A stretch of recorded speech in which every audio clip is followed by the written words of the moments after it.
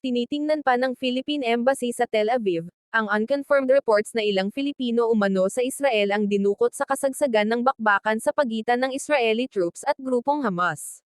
Ayon sa embahada, kasalukuyan pa nilang biniberipika ang ulat. Kinumpirma naman ni Israeli Ambassador Ilan Flos na mayroong kinidnap ang Palestinian Islamist group na Hamas, kabilang dito ang isang Thailander, subalit wala silang natanggap na ulat kung may Pinoy na kasama dito. Nanawagan naman si Department of Foreign Undersecretary for Migrant Affairs, Eduardo Jose de Vega, sa mga Filipino na may kamag-anak sa Israel na kaagad ipagbigay alam sa kanila kung mayroong silang mga kaanak na hindi na makontak.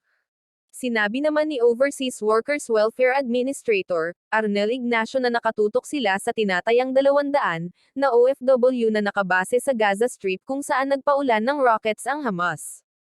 Sinabi naman ni De Vega na handa ang DFA na magsagawa ng repatriation sa sandaling hilingin ito ng mga OFW sa Israel at kung kinakailangan na.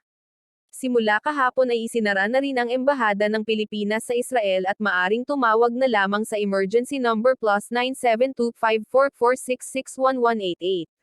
Sa kasaysayan ng Israel, ito na ang pinakamalaking pag-atake ng ginawa ng Hamas sa nakalipas na ilang taon kung saan tinatayang 250 katao sa Israel ang nasawi. Dahil dito kaya nagdeklara ng state of war alert ang nasabing bansa, habang nangako naman si Prime Minister Benjamin Netanyahu na gaganti sa nasabing teroristang grupo. Thank you for watching. Please support my small YouTube channel. Like, share, and subscribe.